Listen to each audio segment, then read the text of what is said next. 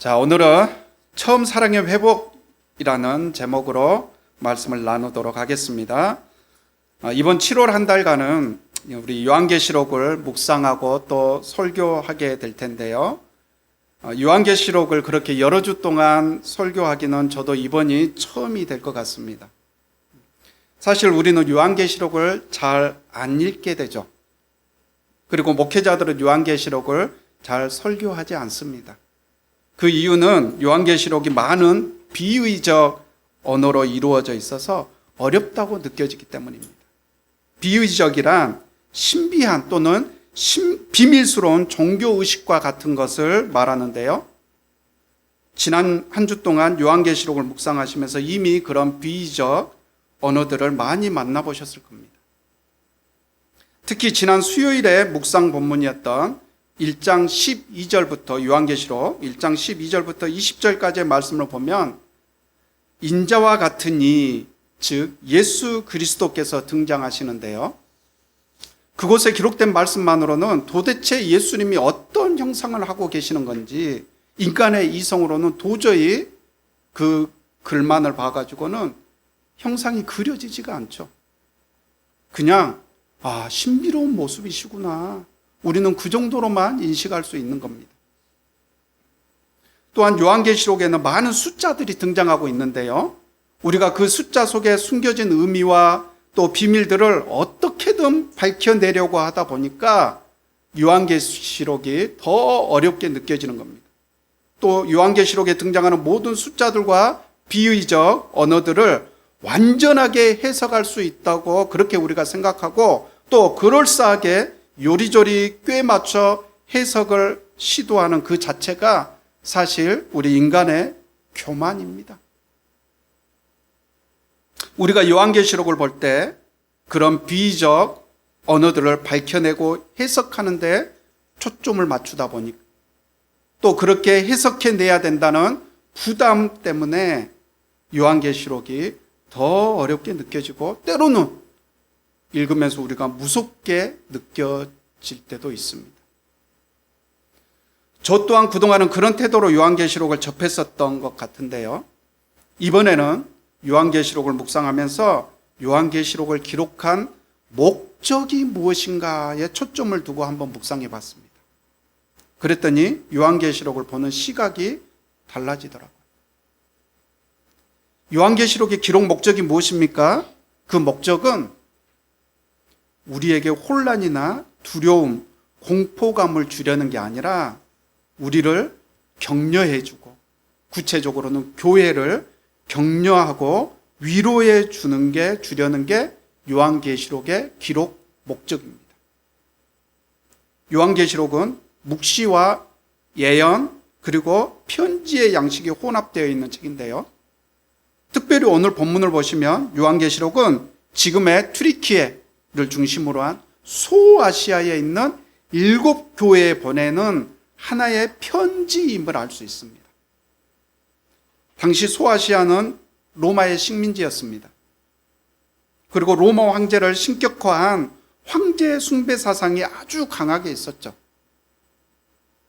그러나 기독교인들은 신으로 추앙받는 황제의 숭배를 거절했고 그로 인해서 많은 고난과 박해를 받고 있었습니다. 그렇게 고난과 박해를 받고 있는 성도들에게 사도 요한은 편지를 통해 예수님의 말씀을 전해주므로 그들을 위로하고 또 격려하고 있는 겁니다. 그리고 교회 성도들을 위로하고 격려하기 위해서 박해하고 있는 그 세상 권력, 로마죠. 로마의 그 권력. 그 박해하고 있는 세상 권력의 종말, 새 예루살렘, 그리고 주님의 재림을 환기시켜주고 있는 거죠. 요한계시록은 미래에 예수님께서 어떤 방식으로 재림하실지, 혹은 언제 재림하실지, 또 세상은 어떤 방식으로 종말을 맞게 될지, 또 언제 세상이 멸망하게 될지 그런 것에 초점을 두고 있지 않다는 겁니다. 요한계시록의 기록 목적은 분명하게 고난과 박해 가운데 또는 세상 속에서 갈등과 고민 가운데 있는 성도들을 바로 세우고 그들을 격려하며 위로하기 위해 쓰여진 책입니다. 미래에 대한 메시지라기보다 현재에 대한 메시지라는 거죠. 지금 당장 황제를 숭배하지 않는다는 이유로 박해와 고난을 당하고 있는데, 그렇게 박해 가운데 있는 성도들에게 수천 년 후에 예수님께서 어떤 방식으로 언제 재림하시게 될지 그걸 알려주려는 목적으로 편지를 썼다면 많이 이상하잖아요. 그렇죠? 지금 벌써 2000년 이상이 흘렀잖아요. 이 요한계시록이 쓰여진 지.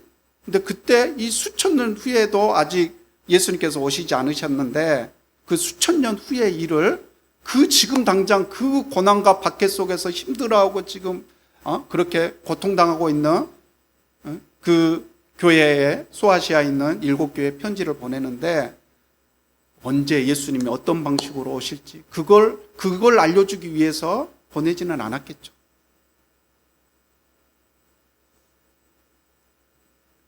위로와 격려를 목적으로 편지를 보내는데, 또한 우리가 이해도 하지 못하도록, 그렇게 이해하지 못하도록 어렵게 편지를 써서 보냈을 리도 없습니다. 요한계시록이 우리 21세기에 우리가 볼 때는 어렵게 느껴지죠. 하지만 묵시 문학에 익숙했던 당시 기독교인들에게는 그게 사실 해석하기가 그렇게 어렵지 않았을 거예요. 우리가 우리 문화의 눈으로 보니까, 우리 문화의 눈으로 보니까 이게 어려운 거예요. 근데 그들을 위로하고 격려하기 위한 목적으로 보낸 편지에 그런 수수께끼 같은 그런 어려운 내용들을 써서 보냈겠어요? 그렇죠? 당시 기독교인들에게는 그게 그렇게 어렵게 해석하는데 그렇게 어렵지 않았을 거라는 겁니다. 김도연 신학자는 요한계시록에 관한 어린 양을 보라라는 제목의 글에서, 묵시문학은, 요한계시록을 말하죠, 묵시문학은 위기 상황에 처한 이들을 위로하고 또 적합하게 행동하도록 권면하려고 쓴 글이다. 환상을 통해, 우리 요한계시록에 보면 많은 환상들이 등장을 하죠. 환상을 통해 현실의, 즉 현재의 고난의 진정한 의미를 밝히고 독자들이 겪는 일들의 의미에 대해 새로운 면을 들추어내므로 세상을 보는 대안적 시각을 제시하고 이에 적합한 반응을 이끌어내는 것을 목적한다. 다른 말로 하면 땅에서 일어나는 일들에 대해 하늘의 관점을 제시하여 그 일들의, 땅에서 일어나는 그 일들의 진정한 의미를 알도록 하는 것이다 라고 말하고 있습니다. 요한계시록이 미래에 대한 메시지라기보다 현재에 대한 메시지라는 거죠.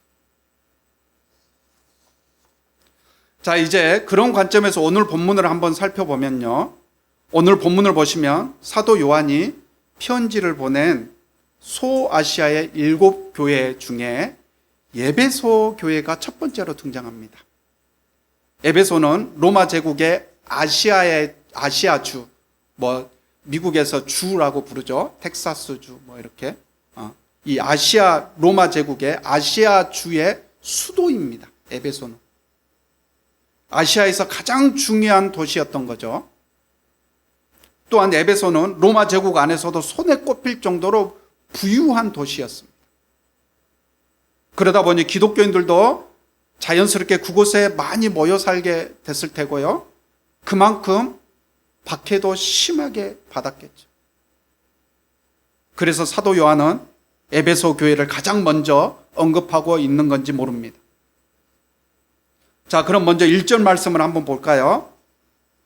2장 1절입니다. 에베소 교회 심부름꾼에게 이렇게 써보내라. 오른손에 7벼를 쥐시고 7금 촛대 사이를 거니시는 분이 말씀하신다. 오른손에 7벼를 쥐시고 7금 촛대 사이를 거니시는 분, 그분이 누굴까요?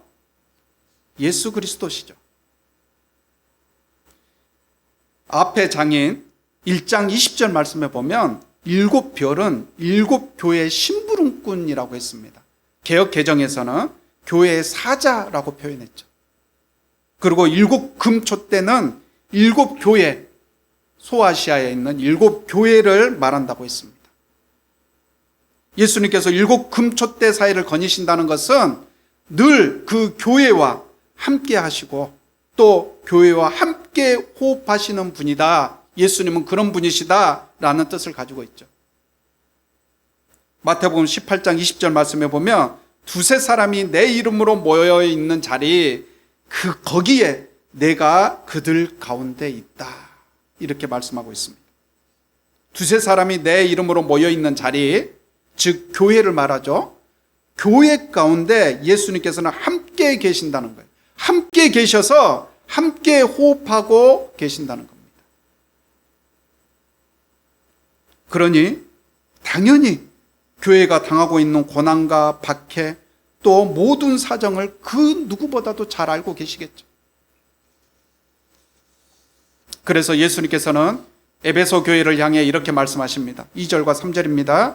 나는 내가 한 일과 내 수고와 내 인내를 알고 있다. 또 나는 내가 악한 자들을 참고 내버려 둘 수 없었던 것과 사도가 아니면서 사도라고 자칭하는 자들을 시험하여 그들이 거짓말쟁이임을 밝혀낸 것도 알고 있다.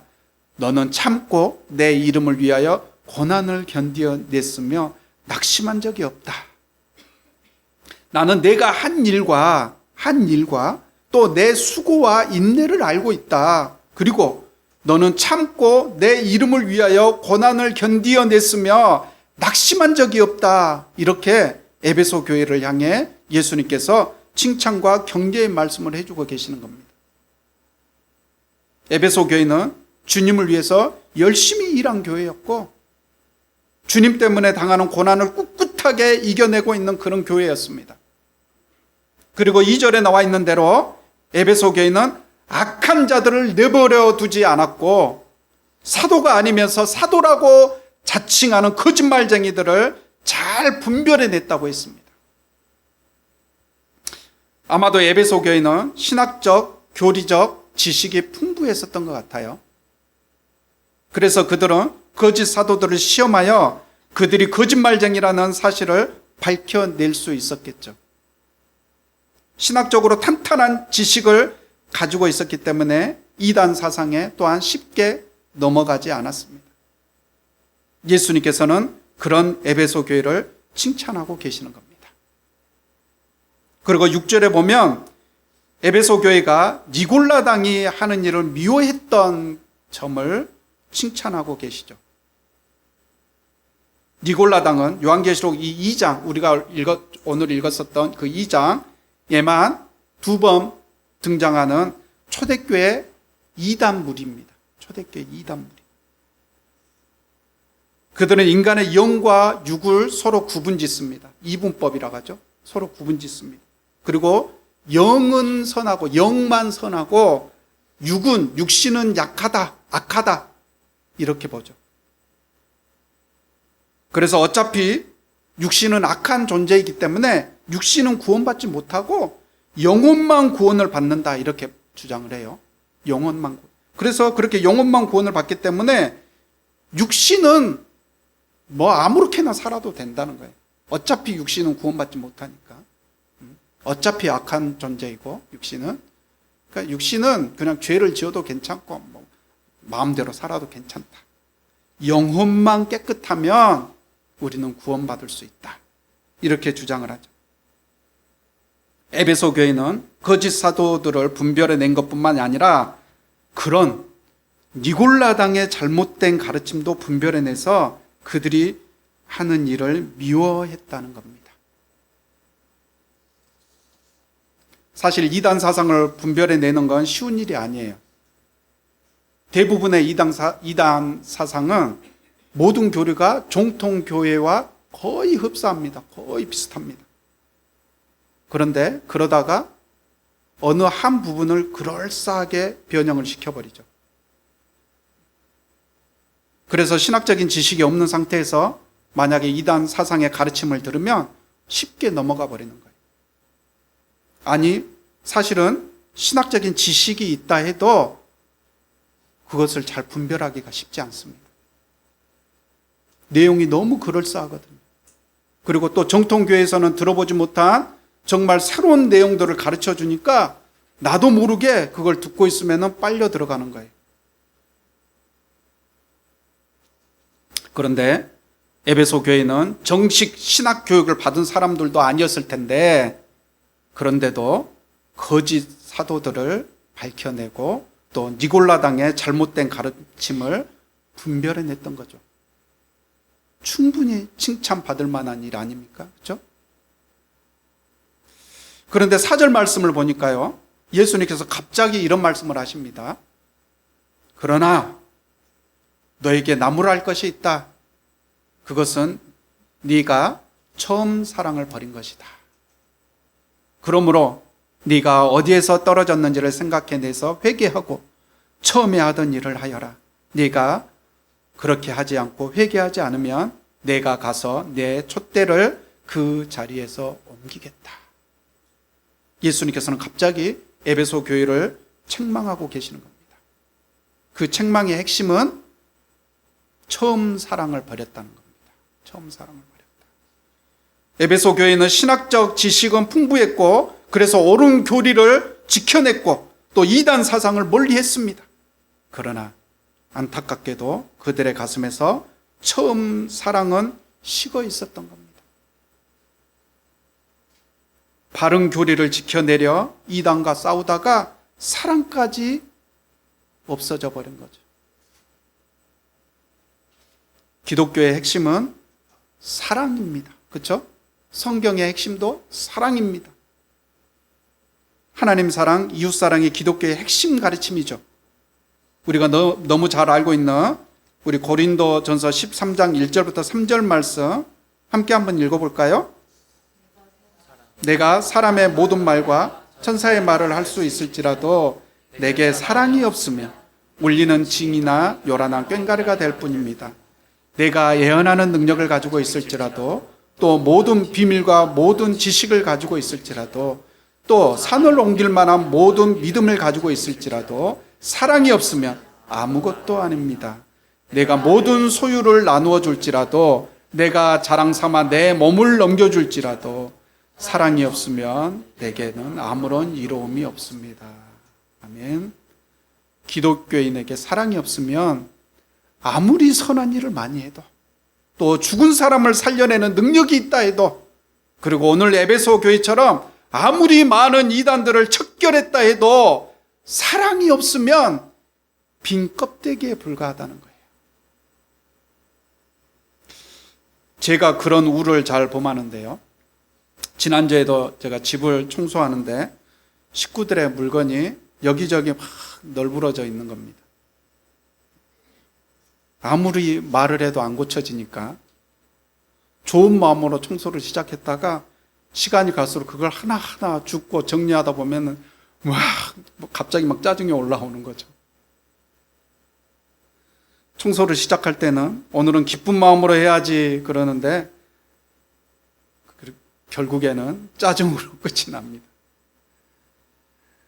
제가 인상을 그냥 팍 쓰고 그렇게 청소를 하니까 제 느낌에 식구들이 제가 청소하기만 하면, 청소기를 들기만 하면 다 제 눈치를 보는 것 같아요.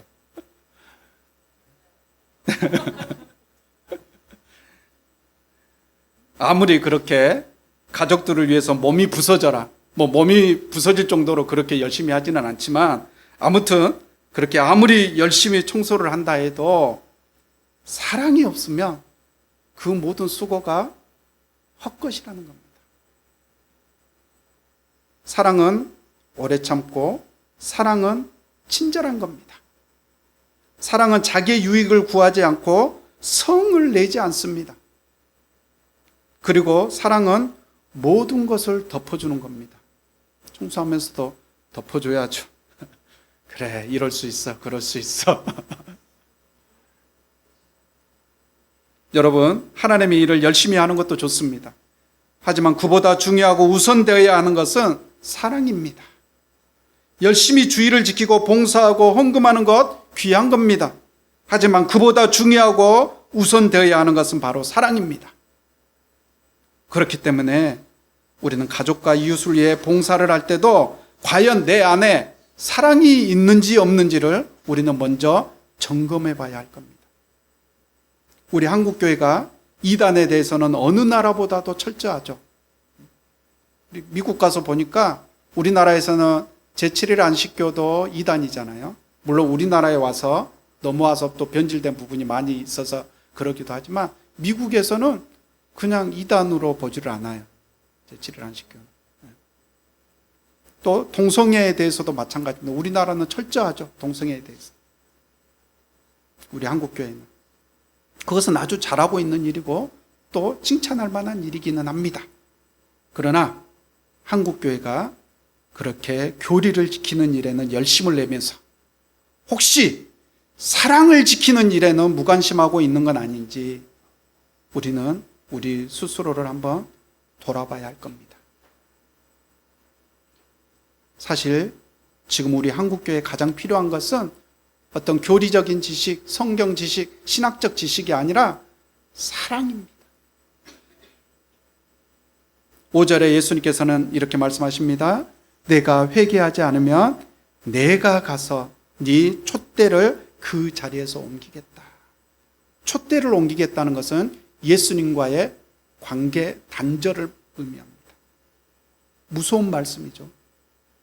아무리 우리가 예배를 열심히 드리고 또 뜨겁게 찬양을 드리고 하나님의 일을 열심히 한다 하더라도 우리 안에 처음 사랑이 사라지고 없다면 그것은 우리가 가슴을 치며 회개할 일입니다. 그럴 수도 있지가 아니라 회개할 수준의 일이라는 거예요.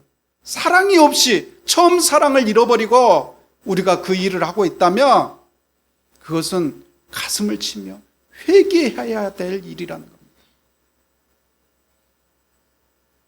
우리는 모두 다 처음 주님을 만났을 때 그 감격을 기억하고 계실 겁니다. 그 감격은 나를 향한 하나님의 사랑에 대한 감격이고 그 사랑으로 나도 다른 사람을 사랑하겠다는 감격이죠. 여러분, 그 사랑을 회복할 수 있길 바랍니다. 그 처음 사랑을 회복할 수 있길 바랍니다. 그동안 교회에서, 가정에서, 직장에서, 그리고 학교에서 바쁘게 일하고 봉사하고 공부하느라 기독교의 핵심인 사랑을 잊고 살았다면 그런 우리의 어리석음을 하나님 앞에 회개하시고 무엇보다 그 사랑을 먼저 회복할 수 있는 우리가 되시길 바랍니다. 이제 말씀의 결론을 맺겠습니다. 우리는 이단을 배격하고 또 동성애를 배격하되 그 안에 있는 사람들에 대한 사랑을 절대로 잊어서는 안 될 겁니다.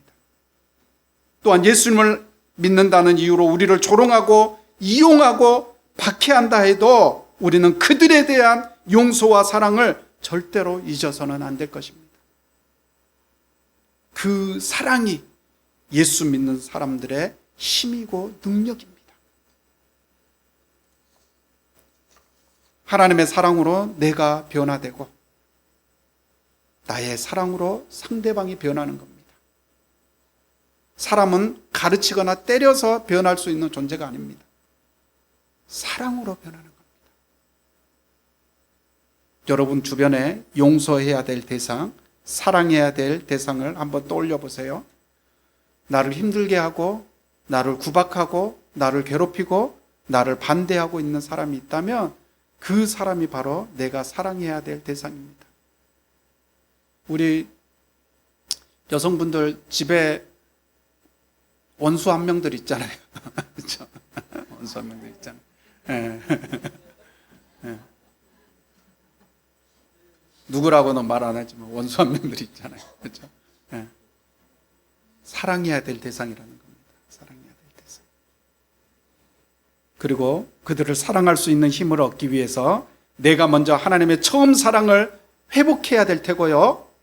그 사랑을, 그 처음 사랑을 바탕으로 우리 가족을, 이웃을, 그리고 우리 교회를 사랑할 수 있길 바랍니다. 또한 그 사랑이 바탕이 되어 도저히 사랑할 수 없는 원수 같은 그 사람까지도 용서하고 사랑할 수 있는 그런 힘을 얻을 수 있길 바랍니다.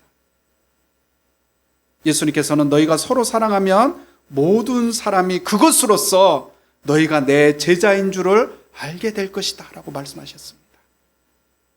이제 우리가 처음 사랑을 회복하여 사랑하고 있는 내 모습을 보고 내 가족들이, 내 직장 동료들이, 그리고 내 친구들이 야, 저 사람은 진짜 그리스도인이다. 저 사람은 진짜 예수님의 제자야. 그런 말을 들을 수 있는 우리 모두가 될 수 있기를 바랍니다. 이제 마지막으로 7절 말씀을 함께 읽고 오늘 설교를 마치도록 하겠습니다. 귀가 있는 사람은 성령이 교회들에 하시는 말씀을 들어라. 이기는 사람에게는 내가 하나님의 낙원에 있는 생명나무의 열매를 주어서 먹게 하겠다.